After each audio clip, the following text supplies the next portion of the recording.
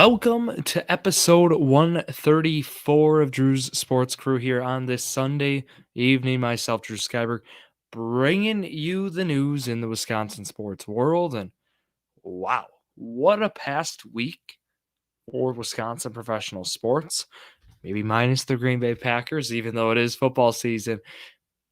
I mean, in a span of 48 hours, the Milwaukee professional sports just take a national, make national attention as, again, the Milwaukee Brewers are your NL Central Division champions. That was crowned Tuesday. And then Wednesday was the blockbuster. The Damian Lillard trade comes through. Damian Lillard, as it is in this episode title here, he is a Milwaukee Buck. Crazy stuff. And also, I mean, almost equally as important is Drew Holiday is no longer a Milwaukee Buck. Right, just with how much he means to this team, that's certainly something we have to bring up. But crazy how the Bucks preseason's already almost coming up here soon. Bucks actually today just signed campaign. I'll get into that a little bit. Three main sports to talk about. Of course, Brewers postseason preview this week. It's coming up as I'm recording at the end of their game. It looks like they're going to get win number 92 against Chicago. So that's what we're looking at, and a lot of different ways to start this episode. I think we're going to go with the Bucks to lead us off, and we'll talk through this one. So again, this trade goes through here on Wednesday, or September 27th. It was. So it was a 3-team trade, right? And what Milwaukee was getting for Portland was Damian Lillard, but in return, Milwaukee trades Grayson Allen to Phoenix. Milwaukee trades Drew Holiday, a 2029 first, a 2028 first, and a 2030 first to Portland. And then Phoenix trades DeAndre Ayton and Tamani Kamara to Portland. And then Portland trades Hersif Nurkic, Nasir Little, and Keon Johnson to Phoenix. So in summary of like why teams did this deal, so the Bucks did it to pair Damian Lillard with Giannis Antetokounmpo to join forces, right? Is really what happened, right? You get two duos, you get this dynamic duo now of these two, and then you still keep a great player in Chris Middleton. Drew Holiday only has a year left on his deal before he has a player option, so it could be two. His deal is interesting. That's why I what I've been telling people is it makes sense from a business standpoint as from 2024 to 2025, it's a player option of $37 million. So it's interesting, is he going to accept it? Probably. But if he wants better security after a big year in 2023, 2024, he might not. So right when Portland got him, instantly was trade bait for them. They don't feel like he needs to be at an absolute contender this year. So that's really what Portland wanted to do with him, use him as trade bait. And well, of course, this 3-team trade. Then they give up Nurkic, Little, and Johnson in order to get like Ayton and Kamara from Portland. And then also the Bucks threw in Grayson Allen to Phoenix. Was an interesting thing too. So that freed up a spot on the team, which is how Campaign gets in on this on a vet minimum deal. Campaign was with Phoenix back when they faced in the finals in 21. A solid guard, known for his shooting abilities. Defense is subpar, in my opinion, and kind of Payne's going to be a solid vet off the bench.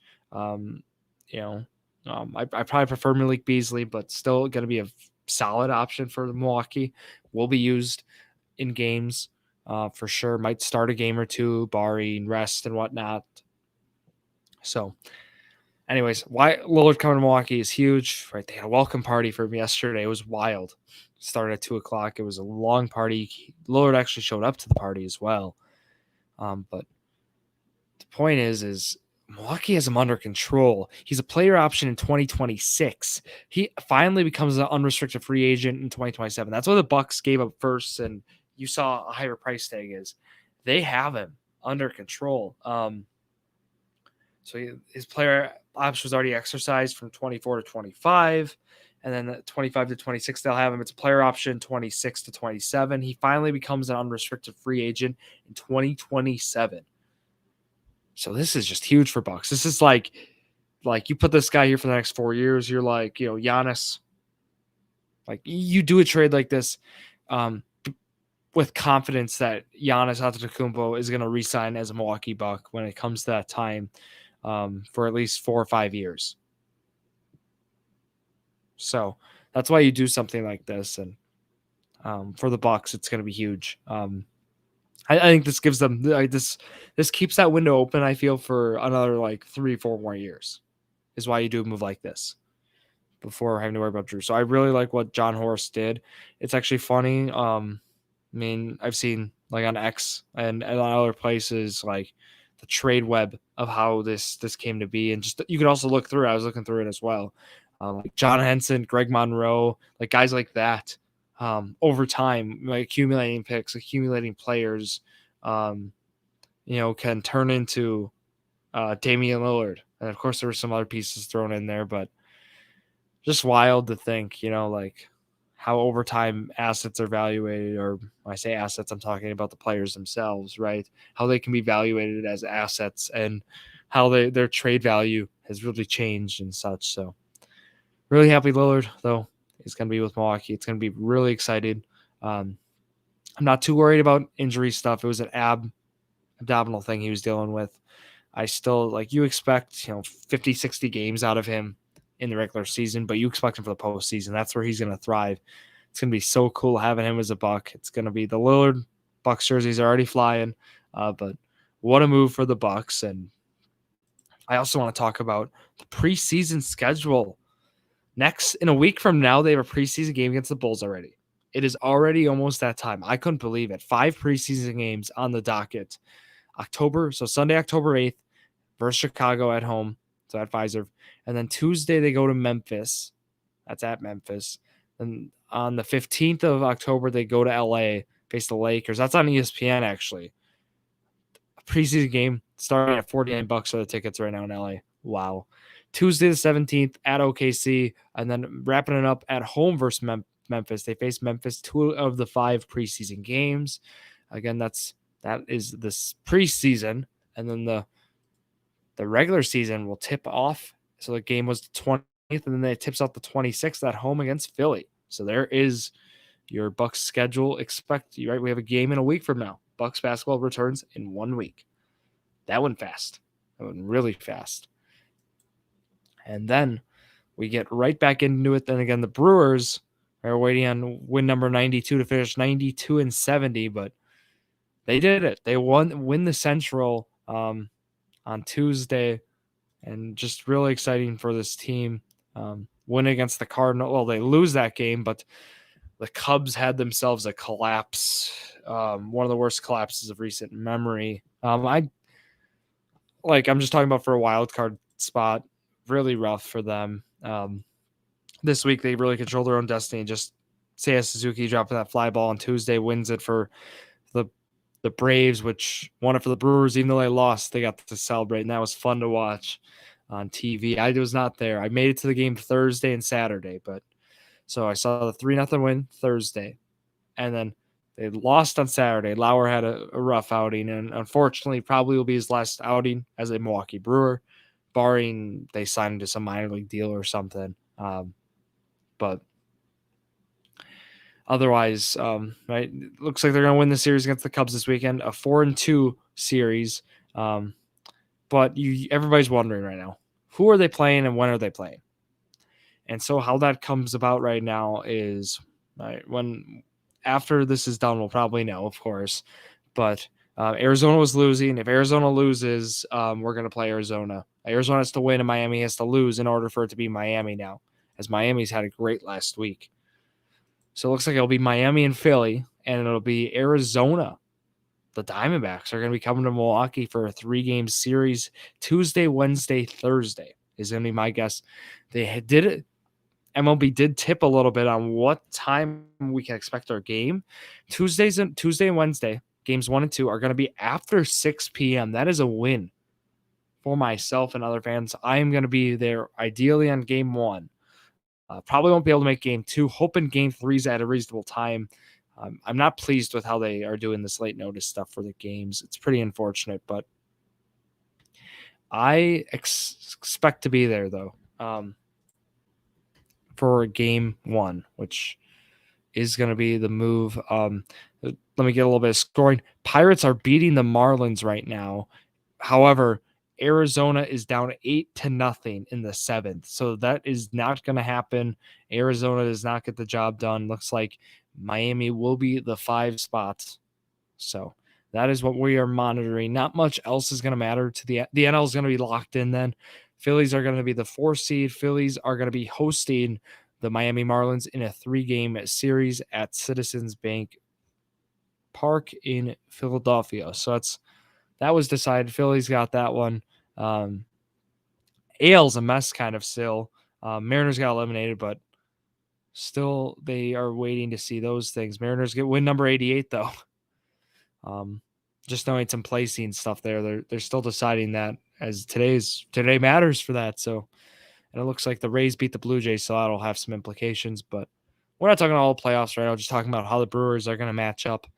The Brewers still, though, if they beat the Diamondbacks in this 3-game series, they are going to be they're going to be going to LA. The concern, though, was ideally you wanted, in my eyes, you wanted Miami. Miami had a -50 run differential, one of the worst run differentials, if not the worst run differential to make the playoffs in history, which is kind of remarkable. The Arizona, though, is going to finish with a -16 run differential if they don't score any runs today, so still bad.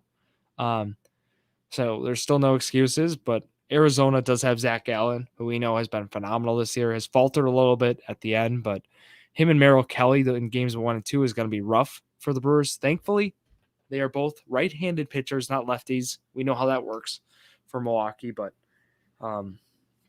really Arizona had a great start to the year, but they've really faltered, in this last few weeks. Just the team overall hasn't been as great as it was to start, and they had expectations that that they kind of fell short. But this offense is a lot better in terms of power and home runs than the Brewers. Corbin Carroll, 25 home runs. He's their top hitter in terms of OPS. Christian Walker had 33 home runs this year, 830 OPS. And then Ketel Marte, 843 OPS with 25 home runs. Lourdes Gurriel with 24 home runs. So I don't know. Not ideal. Brewers win the bullpen battle. Brewers have the better rotation. And then the Diamondbacks have a better lineup. So do what you want with that information. You just wanted Miami. I'm upset. I wanted them to face wanted Miami and Brewers. I felt that would have been better, but Arizona it is. A little rematch of 2011. Let's see how it goes for the Brewers. Looks like it might be actually Woodruff game 1 now. If that's the case. We'll see though. But Woodruff and Peralta starts were skipped this weekend, which makes sense. And we'll see how they do it. But Garrett Mitchell, the talk with the Brewers, though, right? We'll go through it right now. This week was a lot about getting guys ready for the postseason. And it feels that there's some guys who, if you looked at the start of the year, you would have thought they would have been on the postseason roster if this team makes it that far. But right now, the roster is making itself. Going through construction, you can carry maximum 13 pitchers of the 26 players is how it breaks down. Brewers anticipate carrying between 11 to 12, I think, is how I believe it's going to map out. What that means is there's going to be an extra position player or 2. And why I say that is I think the likely guys, like we'll go through. Brian Anderson was just DFA'd. I don't think you'll see him on the postseason roster, even with that utility. We're going to be seeing more of guys like even Garrett Mitchell, who just came back. I think he's going to make the roster. He's done enough these last few games to make enough of an impact. But right, you can pencil in the guys of the nature of Frelick, Canna, those two. Like in the outfield, Blake Perkins is going to make the team. Yelich is going to be there. Taylor's going to be there. It's probably be like the 5 outfielders, and then and then also Garrett Mitchell outfielder 6. Donaldson's going to be probably your third baseman. He hasn't done a lot, but he's done enough. He's done enough to stay above a 700 OPS in his time.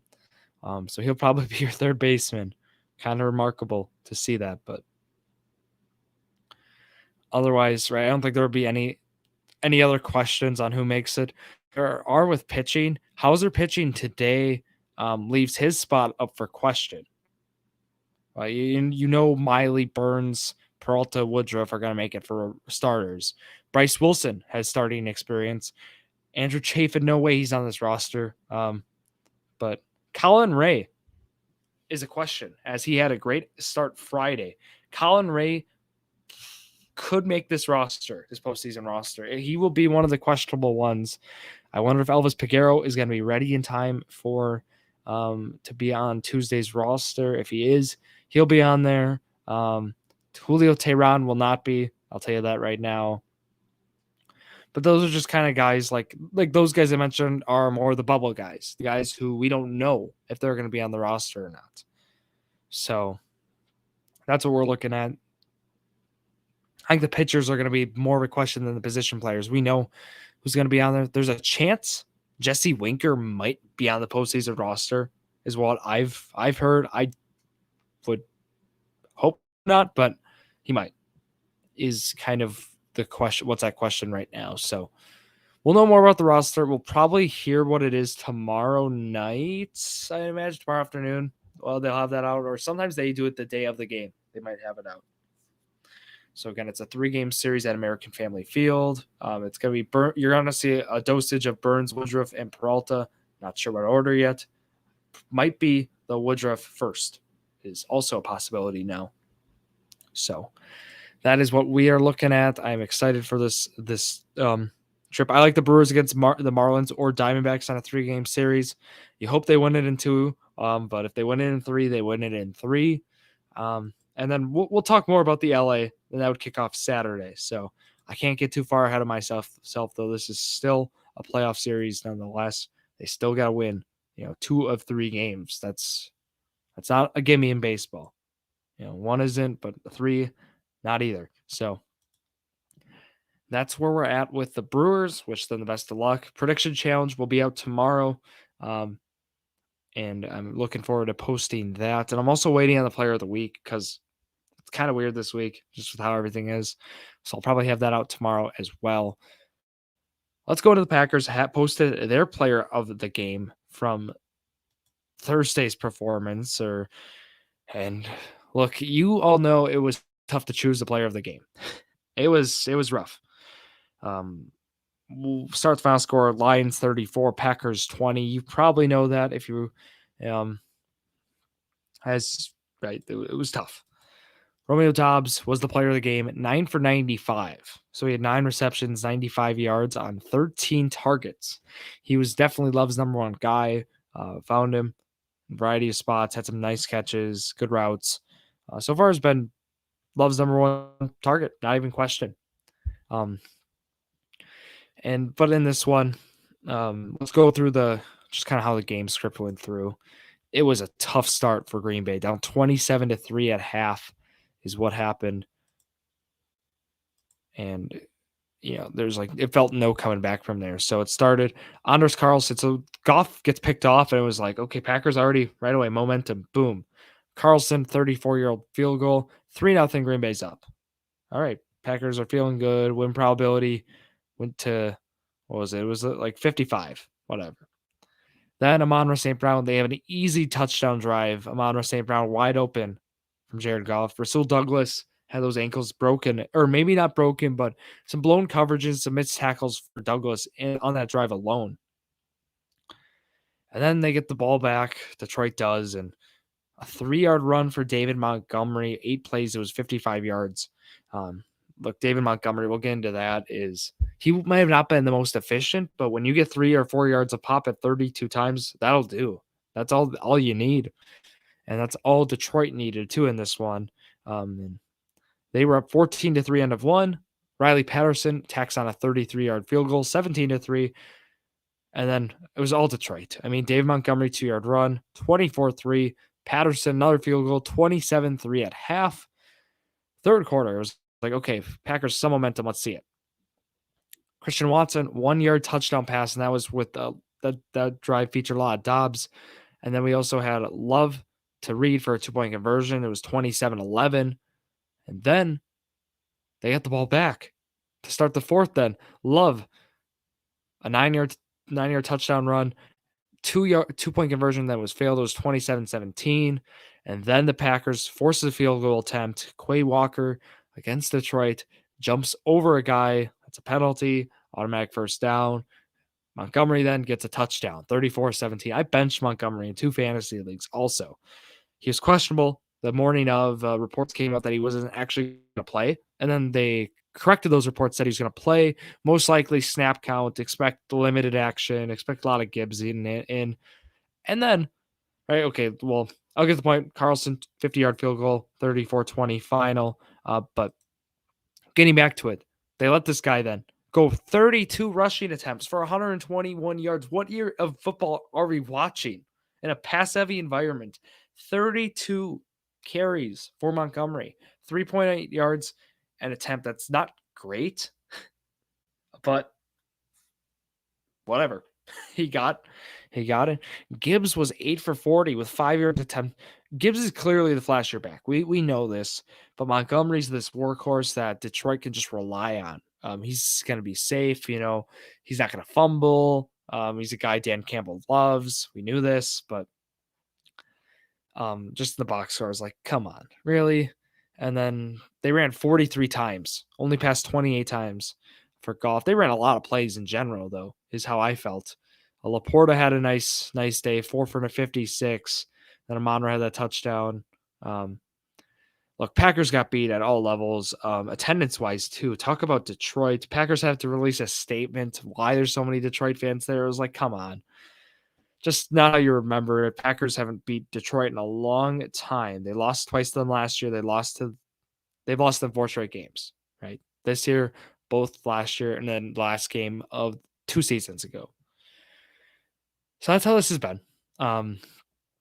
Love, 23-36, 1 touchdown, 2 picks. His worst game of the season, not a question. He has been, right? He's been decent. That's how we've talked about him. Decent to slightly exceeding expectations. I have to, tamper that down a little bit to just like meeting expectations after a game like this. But the run game has been the thing. We talked about this team preseason. This team might run the ball, the most we've seen. They ran it 12 times. Granted, they were out in a deficit right away, it felt. 12 times. Jones only 5 carries. Dillon, 5 for 11, 2.2 yards an attempt. Has been Dillon's worst season by far, efficiency-wise, numbers, you name it. This Dillon has looked not great. Concerns moving forward, how his role is going to be even. Jones, 5 for 18. Felt like they didn't want to use him. Well, again, they need to get him out and running routes. He only 2 targets either. Jones just wasn't utilized. And he needs like Packer or the usage in the Packer Bear game is what we need. And we see with young quarterbacks locking onto one receiver. We see this often. And we see it right now. It's been Dobbs. That's why I mentioned those 13 targets right away. 13 targets for one guy.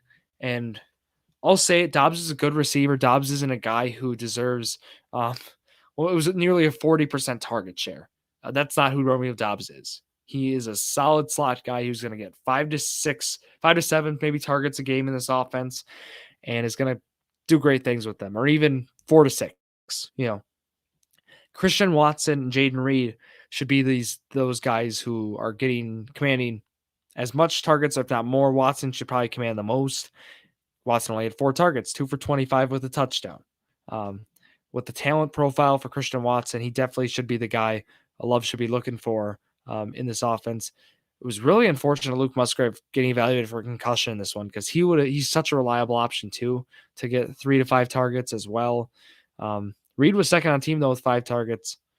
So that's how I feel. I feel Watson should be leader in targets, and that should be like Reed and Dobbs, and then Musgrave kind of like right there with those 3, and then Jones also with at least 4 targets. And I know I say it like he should, like it's like a quota they have to meet, but like in reality, there should be play designs where we're trying to get these guys open. schematically speaking.